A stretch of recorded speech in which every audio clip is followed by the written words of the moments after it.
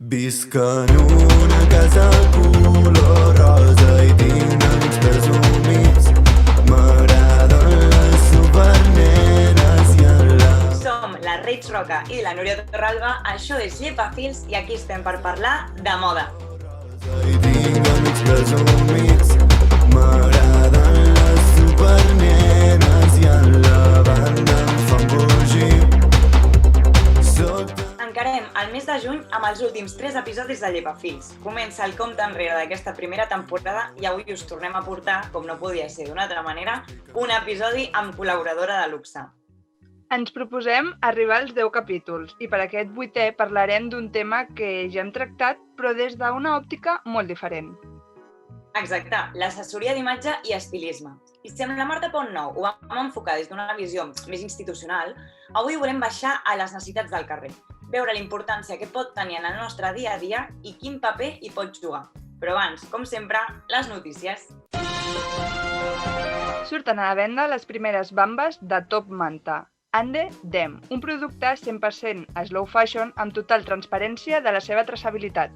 Crocs i Balenciaga han col·laborat per la col·lecció Primavera-Estiu 2022 amb un nou model que molta gent ha pensat que era un maledit de Photoshop, ja que es tracta de la mítica Crocs amb un taló d'agulla, us l'imagineu? Tal qual com sona.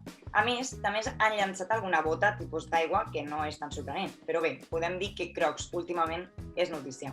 Chloé ha presentat la seva col·lecció Resort 2022 i han volgut aplicar la sostenibilitat a l'estètica, reutilitzant teixits que s'anaven a desaprofitar i substituint els botons de metall per uns altres fets de fusta reciclada.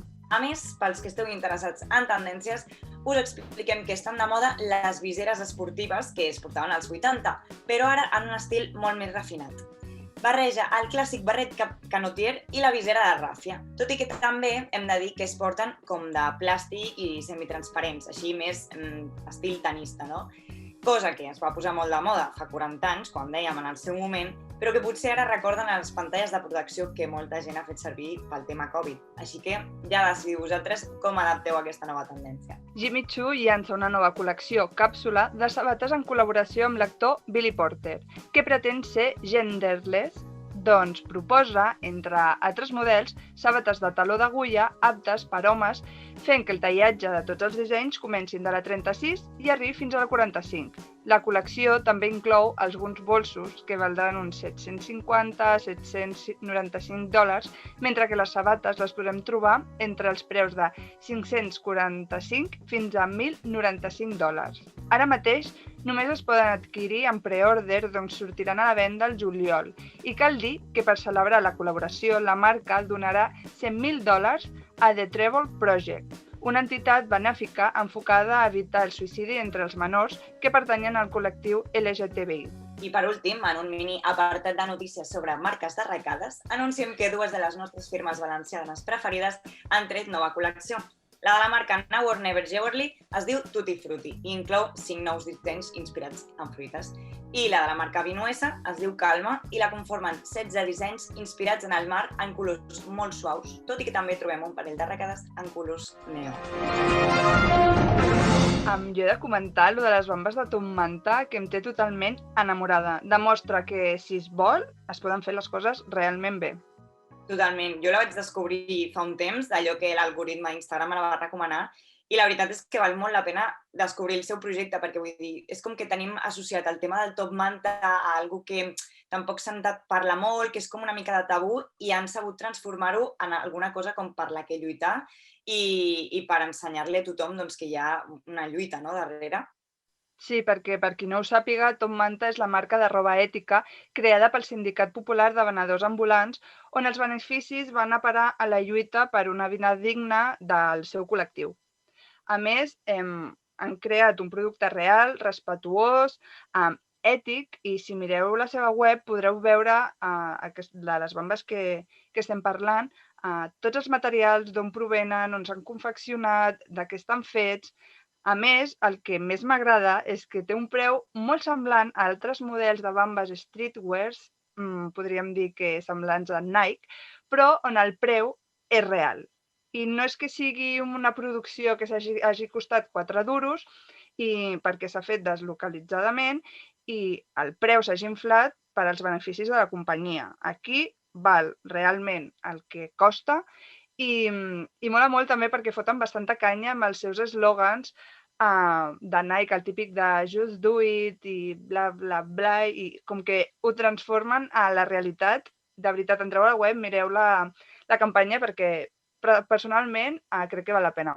Molt bé, tema de que siguin tan transparents, de que demostrin tema de traçabilitat i de que el preu finalment, o sigui, tingui un sentit i un sentit positiu, no? El tema d'anem a engreixar les butxaques de companyies multimilionàries. Que a més, tal com parlàvem amb la Marta Pontnou, al final les eleccions que fem quan comprem roba, però en aquest cas també sabates, són polítiques, vull dir, tenen una mica d'això, que deixen veure els nostres valors, deixen veure si recolzem alguna causa social, si estem compromesos, així que per això és tan important, defensem també des de Llepafils, doncs comprar marques en les que creiem, marques que diguéssim que ens poden representar o en les que ens sentim que compartim valors comuns, no? Que et puguin preguntar, ei, d'on són les teves bambes? I tu, com super proud, super orgullós de dir-ho, doncs, Top Manta, aquest projecte, l'hauries de conèixer, així que sí, mireu-vos la web, tot el que ha dit la Raquel, i descobriu marques d'aquestes que tenen un missatge, que tenen un propòsit darrere. Totalment.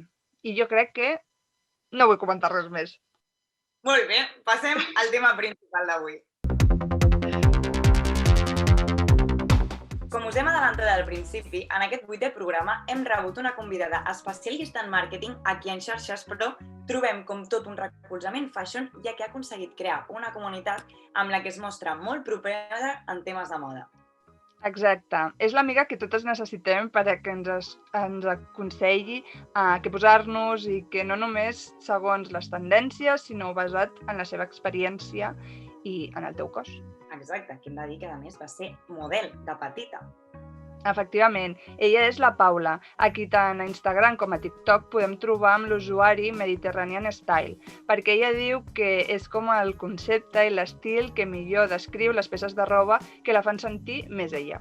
I a xarxes el que fa, sobretot, és compartir tips d'estilisme molt útils que ajuden a la seva comunitat, de la que ja formem part, a resoldre dubtes com combinar segons quines peces i també sobre quin tipus de roba queda millor per cada morfologia de cos o per ocasions concretes en les que volem saber com vestir-nos adequadament. Oients, espectadors, seguidors de Llepafils, l'heu de conèixer. I és per això que hem parlat amb ella per saber com viu això de la creació de continguts d'estilisme a xarxes, dirigits a persones del carrer com nosaltres, que no solem tenir accés a un estilista professional que ens ajudi cada matí i que majoritàriament el que sabem surt dels consells de la mama quan ens deia o ens diu que on anem així vestits i dels vídeos de YouTube que hem anat consumint durant l'adolescència. Tot i que a la segona meitat del programa la Reig revelarà una dada molt interessant sobre aquest tema de l'estilisme professional i de manual. Dit queda, així doncs, procedim a explicar-vos el punt de vista de la Paula, que la veritat és que es va ficar en tot això per un projecte del màster que està realitzant. Entre altres coses, ens ha explicat per què va començar a compartir contingut d'estilisme. Doncs sí, jo sempre dic que al final s'hi necessiten com trucs més concrets al final per gustar als estilistes, però jo vull una mica explicar una mica tot és en base a la meva experiència i la meva idea una mica és donar tips perquè dintre, crec que, no sé, ens veiem, per exemple, jo consumeixo molt contingut d'influencers, que m'agrada molt, però no entenia per què funcionava el que posaven. Jo després m'ho posava i no quedava així, no? Llavors, una mica com jo amb el temps m'he anat fent com una mica com de tips a mi mateixa o normes que sempre es poden trencar, però i volia compartir-les a través de les xarxes. I la veritat és que els seus consells són d'allò més interessants. Quan, per exemple, al provar-nos un biquini d'aquests que estan de moda, que les tires laterals, per exemple, sembla que t'han d'arribar super a dalt, o també amb els biquinis de tiral, que et recullen la panxa i que també han tingut la seva època i no tothom li ha quedat clar com s'han de portar o a qui li queden bé, doncs tu te'l proves i dius, ostres, a la influencer tal li quedava molt diferent, no? Per què a mi no em queda igual? Tal qual, i és que l'estilisme que explica la Paula, al cap i a la fi, com és més de batalla, és a dir, basat en aquests tipus d'experiències i no tant en la teoria, diguéssim, és el que funciona per quan anem a provar coses noves. Saber què és el que ens pot quedar millor i què hem de buscar sentir-nos còmodes mitjançant la roba i res més. O a vegades ens guiem més per l'estètica, no? Per com m'agrada, però potser no m'he interioritzat de potser conèixer-nos a nosaltres mateixos, no? i dir això queda bé, això no, i a vegades hi ha coses, per exemple, jo que sé, la caiguda d'un vestit, no? És com molt important, la tela, la caiguda, i són coses que al final en un YouTube no ho veus, i si no t'ho diuen, no ho pensaràs, no? I jo crec que és una mica, potser que són petites coses que simplement quan vas a la botiga i et fixes, canvien bastant més com et queda tot. La importància de tocar la roba, anar a provar-nos-la, experimentar. L'online shopping està molt bé, però després passa el que passa amb les expectatives versus la realitat. Exacte, però el que comentàvem de tema influencers, sembla que hi ha moltíssimes, però ha quedat clar que la Paula és diferent. Per això us la presentem, per això us l'hem portat, perquè el seu contingut és més enfocat a aconsellar i no tant a ensenyar marques o fer publicitat. I perquè efectivament la Paula és diferent perquè també, com nosaltres, fa contingut en català. Nosaltres que buscam referents en la nostra llengua i semblen que van sortint. Cada cop estem més acompanyades en això de la moda en català i ens encanta. Exacte, tu, Reig, sempre seràs la meva referent en temes de creació de contingut en català, però sí que és veritat que és motiu per l'alegria. Saps com li va això de fer vídeos en català? I crec que ha tingut molt bona acollida. La veritat que no m'ho esperava gens, fins i tot tant el contingut tant en català com en castellà. Sí que crec que potser en català queda la cosa com una mica més, com més discrets, una mica tot més així, però la veritat que molt bé, pels directes també em pregunten, i jo crec que al final de moda el que veiem és un tipus de contingut que és o molt genèric, que a vegades si ja saps una mica no et serveix, o molt, molt concret, que no hi ha una mica un punt intermig, no? I això és una mica el que jo he volgut aportar i la veritat que té molt bona... A la gent li està agradant molt, la veritat.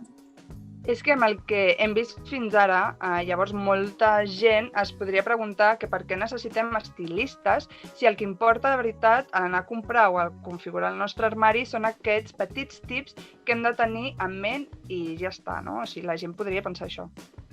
Està clar, per això també li vam preguntar la diferència entre el seu contingut i el que ella sap que és realment important de la professió de l'estilista i l'impacte que realment aquest pot tenir la seva feina en la imatge, l'autoconeixença i la seguretat a l'hora de vestir que adquireix la persona, diguéssim, que contracta els serveis d'una assessoria de moda o d'un estilista. Jo crec que és molt important la feina que fan els estilistes i crec que al final és bastant diferent. A veure, òbviament estic parlant d'estilisme, però crec que és una mica diferent a el que jo faig, perquè jo el que intento és una mica explicar la meva pròpia experiència, no, en les coses, i jo sempre dic que al final, si tu no et coneixes a tu mateix, l'estilista el que fa és que tu et coneguis a tu mateix, sàpigues quin tipus de cos tens, quins colors t'afavoreixen, ets fred, ets càlid, no? I això no t'ho donarà mai un TikTok perquè és molt difícil veure tu a tu mateix. O has fet un molt bon treball o ja t'has fixat, i la feina dels estilistes jo crec que segueix sent molt, molt necessària, no? I sobretot perquè quan recorrim a un estilista és perquè tenim potser tenim un lloc al que hem d'anar perfectes o potser no coneixem res al món de la moda. Llavors necessitem justament aquesta empenta inicial, no? Al final jo el que dono és un tip petit que pots aplicar tu al teu dia a dia. Però al final és simplement perquè tot et sigui més fàcil, però si realment necessites un estilista, ni TikTok ni YouTube crec que ho pugui substituir, no? La veritat. És que ni intrusisme laboral, O sigui, m'encanta veure que hi ha lloc per tothom, no com els periodistes que ens queixem que avui en dia a xarxes sembla que qualsevol pot donar notícies, tot i que aquesta frase és disparar-me una mica un tret al meu propi peu com a periodista. És que realment sí que hi ha lloc per tothom, sempre que sigui contingut de qualitat, ja que els públics són diferents, així com les necessitats. Està clar, doncs va, si sembla que us agrada el contingut sobre estilisme de moda i assessoria, potser ens podem plantejar indagar una mica més en aquest camp en alguns episodis futurs. Jo així de primeres m'apunto, perquè la veritat és que m'atrau bastant, però potser ens quedem una mica quadres o ratllates, també és una possibilitat, amb el que ens explicaràs a continuació, que com ja saben aquí els seguidors, sempre tinc una mica de spoiler jo, coses de la preparació una mica més professional dels episodis que intentem fer. Potser sí, perquè un cop repassat el que vam parlar amb la Paula i recalcant que la moda no deixa de ser una eina d'expressió que tenim al nostre abast i amb el que podem sentir-nos millor o més segures, avui us porto un recull de normes estilístiques de merda. crec que algun dia haurem de fer només un episodi alabant, no?, la moda, perquè en molts casos ens la carreguem sempre. Però bueno, sempre evitarem la pitjor cara, que ja em sembla bé, perquè és necessari que es conegui, perquè amb màrqueting i tot el que veiem al carrer, la veritat és que no es veu gaire. Però tela, així que m'agradaria saber a què et refereixes amb això de normes estilístiques de merda. Va, cuéntame. Per qui no ho sàpiga, jo en el meu moment vaig estudiar assessoria d'imatge, va ser al sortir de batxillerat, o sigui que fa com 8 o 9 anys, mare meva, i va ser una porqueria merda.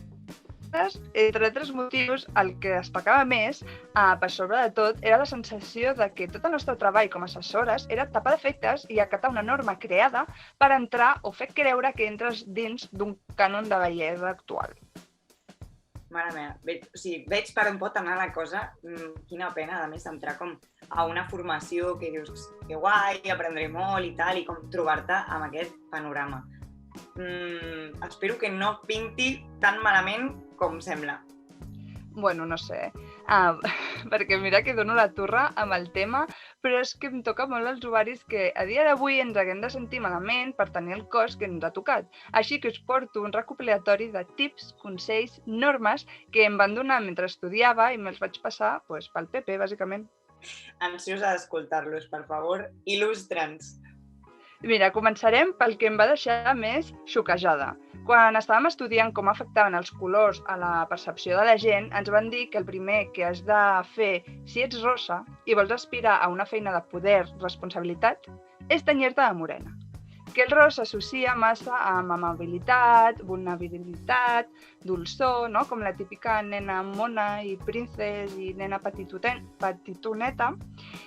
I la frase va ser alguna cosa així com: si ets poli no pots ser rosa perquè no et prendran en sèrio, o una cosa així per l'estil. I jo del pal, però què m'esteu explicant? O sigui, no li vaig trobar cap sentit.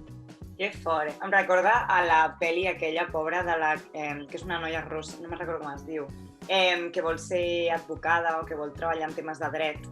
I que, vull dir, la noia diu, per ser rosa i que tothom em veu així en plan tonta i tal, què passa? Que no em prendreu en sèrio, vull dir, estic aprovant els exàmens com els altres. Bueno, tonteries aquestes estètiques, que per això entenc que, bueno, als Estats Units és de mala educació, per exemple, enviar foto amb el currículum, perquè aquí a Espanya ho fem, però, vull dir, allà és, no vull saber la teva imatge perquè el que ha de ser ètic és valorar-te com pels teus coneixements, per les teves capacitats i no pel tema de l'estètica. I la veritat és que sí que hi ha molts tabús amb això, molts també, bueno, a mi perquè m'ho han dit, perquè ho he llegit també, de que allisar-se, o sigui, t'has de llisar el cabell quan vols una imatge més professional, més seriosa, perquè diguéssim el cabell és així, arrissat, com més salvatge, com més tal, és com, no, allisa tant, o que ja no és ni per temes de fer-te una cua quan, per exemple, treballes en menjar, això sí que és normal, però en temes que és només estètic, que és donar una bona imatge, dius, mentre vagis cuidat, facis bona olor, vull dir, siguis professional, coses així com el color del cabell o... És que no té sentit. El tema de no em prendre's en sèrio, potser el problema el tens tu, no? Que no saps com centrar-te en lo important. Tela. O sigui, no deixen de ser estereotips, però bueno, que tot s'ha de dir que les profes feien el que podien perquè una era enginyera de camins, l'altra química, o sigui, res tenia sentit en aquell cicle formatiu, però bueno. Un altre punt que no vaig entendre era per què com a assessores d'imatge ens deien que havien de fer un estudi del pes de la clienta. Ens van explicar allò de l'IMC, l'índex de massa corporal, i era com, en quin moment a mi, persona que et ve a ajudar a vestir-te perquè et sentis a gust, et sentis millor, m'importa res el que pesis o deixis de pesar. O sigui, era algo com, anem a matxacar més, que si ets gorda no ets vàlida, o saps, que has d'entrar dins d'un cànon de bellesa. No. Exacte, no és com que li vagis a fer una dieta de nutrició, o sigui, estigui prima, estigui més grassa, el que sí que necessites saber llavors, diguéssim, massa corporal, altura, una mica això, vull dir, no, per què? Vull dir, centra tant. Ja, però bueno. Una mica colors que li poden anar bé a la cara, que això sí que es treballa molt també, crec, en el tema d'assessoria i estilisme, però que dius, hi ha coses que potser, què? Per què? Què vol dir això? No, tela. Ja. Un altre punt que es repetia molt era la importància de la primera impressió que donaves a la gent. Això està clar que és un punt clau a l'hora de conèixer gent nova, però semblava que si no estaves dins d'un estil molt concret de americana, talonets, maquillada, pentinada de tal forma, no podies donar bona imatge. Era un discurs una mica bastant casposillo i classista, que si tens un estil més alternatiu, relaxat, extrem, digue-li com vulguis, sempre semblava que t'anaven a tractar com pitjor de bones a primeres. Fatal, vull dir. I mira, m'alegro ara mateix de que ja vam tenir aquesta conversa amb la Marta Connou i del tema de què significa una americana. Vull dir, per què li donem més importància de la que té? Vull dir, que et posis una americana no significa res, no et fa millor persona, millor professional. Si no ho ets, no enganyaràs a ningú. Vull dir, i d'aquesta manera tampoc hauria de la gent deixar-se impressionar per una americana, no? Que sembla que té un significat que en veritat, vull dir, és una pressa de roba més. Imagina't si fa calor, vull dir, és que no té ni sentit, no? Llavors, vull dir, hauríem d'adaptar-nos més a no deixar-nos guiar tant per aquestes coses i el que tu deies, sobretot prejudicis, perquè em recorda una mica aquest discurs a tot en línia el de portar piercings, tatus i aquesta mentalitat que sembla que si has decorat el teu cos, per dir-ho així, no se't puguin donar responsabilitats o no puguis tenir com un càrrec més alt, no? Totalment. Trobo que és una mentalitat tan llunyana a nosaltres que es dongui com a premissa en uns estudis d'estilisme em sembla flipant. A més, quan trobo que la moda hauria de ser un espai més lliure on poder-se expressar tal qual vols i sempre sense prejudicis. Per això que dins d'uns estudis reglats et donguin aquestes pautes em semblava fora de lloc. Clar, que potser hauria de ser com a la formació, als estudis, on ja s'eduqui, per dir-ho així, cap a un pensament no agafem els llibres de text de fa 40 anys, no, per quedar-nos on estàvem, sinó de, bé, com ara sabeu, ens adaptem a l'actualitat i li has de fer, o sigui, com a assessora d'imatge, el que li has de fer sentir al client és segur de si mateix. Que porta piercings, doncs prepara'l perquè es trobi amb una persona, insertar aquí mal nom, que li critiqui el seu aspecte i que pugui, diguéssim, que et doni la millor versió de si mateix sense haver de renunciar a les seves característiques, al que ell o ella sent que el caracteritza, no? Exacte, o sigui, és un concepte que m'avorreix tantíssim, però bueno, els dos últims punts que volia comentar crec que són els que ens rebentaven més, i és que parlàvem molt de depilació i retocs estètics. Vull dir, no em sembla que tingui res a veure, com el que dèiem de l'IMC, en plan del pes. No parlem de roba, vull dir, per què tema depilació? Exacte.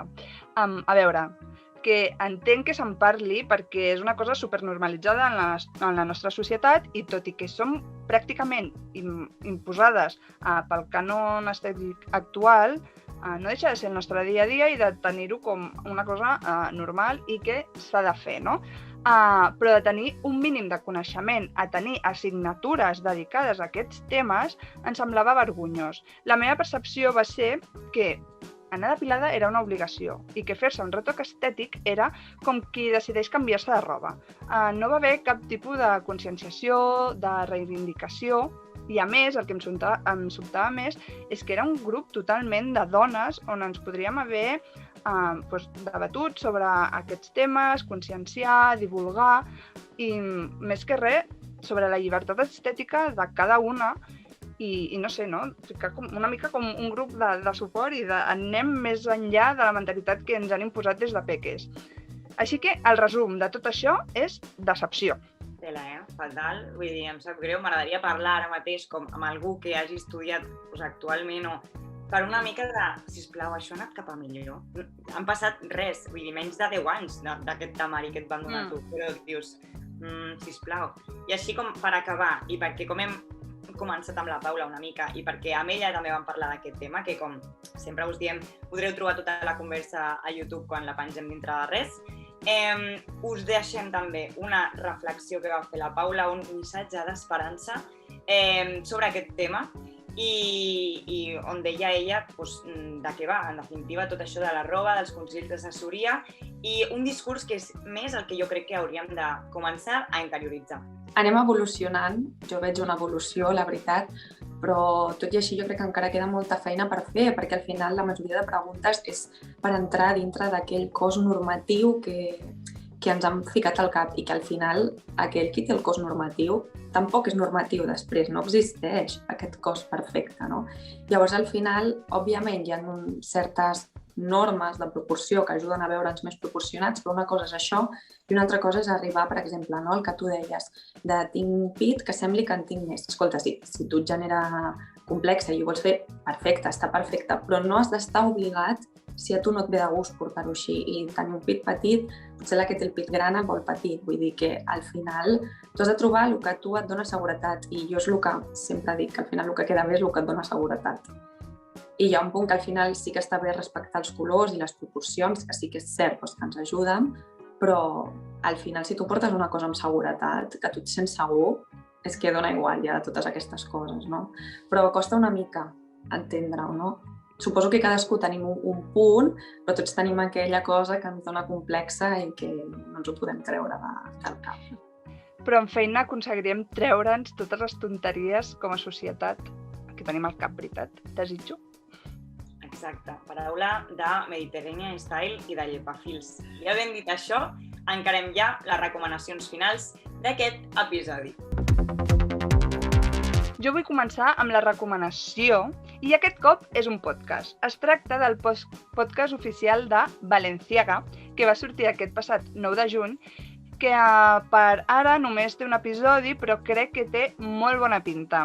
En aquesta primera entrega parlen amb Dena Ghazalia, no sé pronunciar bé el nom, que és el director creatiu de Balenciaga i cofundador de Vetements, i Alessandro Michel, director creatiu de Gucci.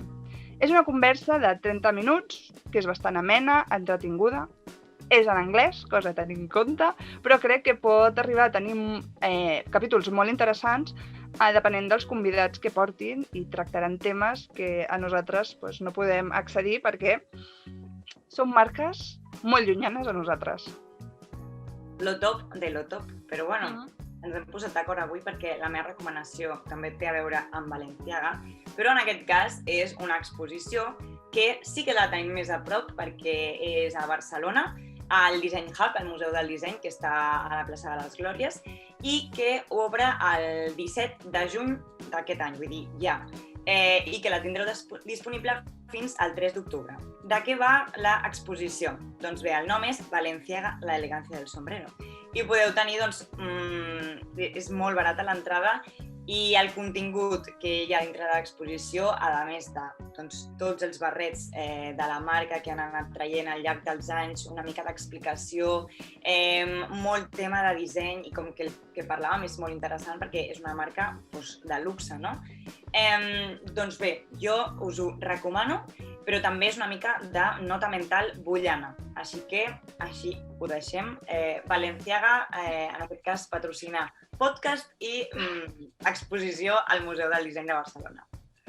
Que guai, perquè no sabia que anaven a fer aquesta exposició.